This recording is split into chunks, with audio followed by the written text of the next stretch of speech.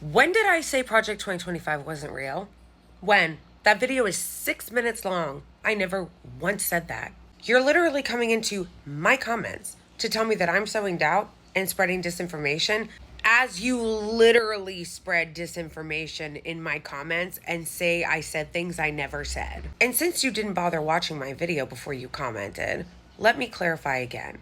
I never said Project 2025 wasn't a threat or that it wasn't real. I said you guys don't really care about it. I said the Democratic Party isn't really scared of it and isn't really taking the threat to democracy seriously. Because if they really cared, if they were really worried, they wouldn't be risking our democracy on behalf of his ego. Those of us who are sounding the alarm, on the contrary, understand the threat apparently better than you guys. Because we are worried, and that is the reason why we are calling this out. Because we do understand the threat that Trump and the GOP poses. The question is, why don't you? The amount of white people, specifically white women, that love to come into my comments like months after a video is posted and still cry about their beloved white cis women celebrities that I dare to criticize. Who is this for? Because it's not for me. I've made myself clear multiple times how I feel about that. So who is this for? I think that some of you are butthurt because you think that I'm supposed to have some kind of allegiance to you. The unspoken, you should have our backs because you're white too. Sorry, I don't. And you guys have never done anything for me. You've never done shit for me. So I don't know why you keep expecting some kind of allegiance from me. And they won't say it out loud. It's like an unspoken thing that a lot of, especially upper middle class and rich white women have. They just think you're supposed to side with them as they side with patriarchy and as they side with white supremacy and as they side with the oppressive structures.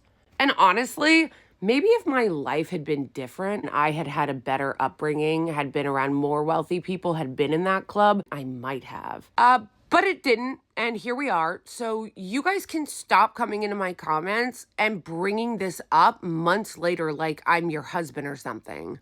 If you're going to oppose the resistance in Palestine, then you may as well start celebrating 4th of July by wearing a red coat. You said that your question and comment were in good faith, so I'm going to answer it like it is. A lot of people have shared this sentiment and keep saying, well, don't you understand what's going to happen if Trump wins? And I keep asking back, yeah, I do.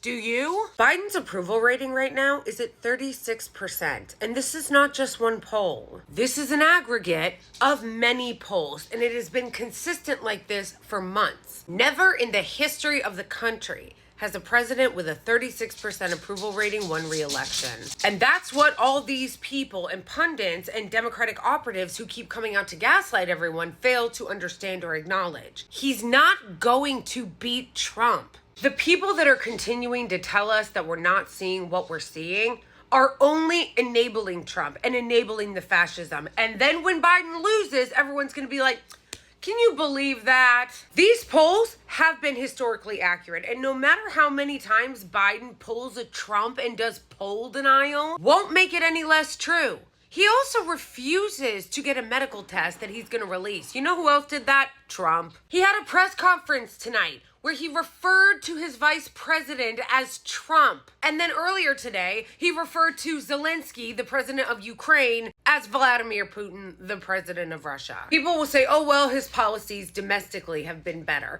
Well, that may be true, but I got news for everyone. People don't give a shit about that. People vote on vibes. First of all, you've already lost all the young voters because of the genocide in Gaza. And when it comes to domestic policy, most people you ask can't name it. And the problem is Biden can't even make the case for the good domestic policy that he has implemented because he can't talk. People are forgetting that a lot of politics is talking. A lot of it is promotion. That's why Trump can get away with lying so much. He just repeated the same lie over and over and over again and his base believed him.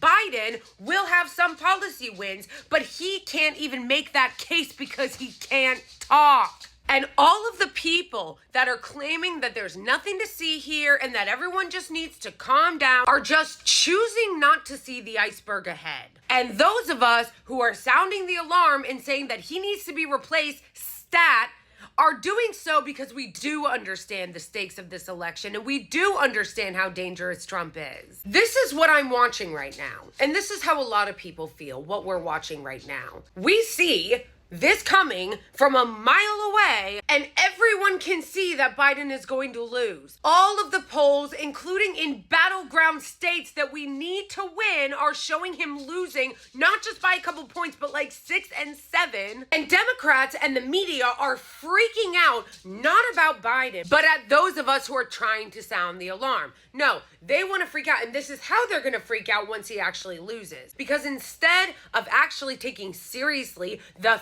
threat and telling Biden to get over his ego and do what's best for the country, they've decided they want more cowbell. So they're going to get more cowbell. Don't say we didn't warn you guys.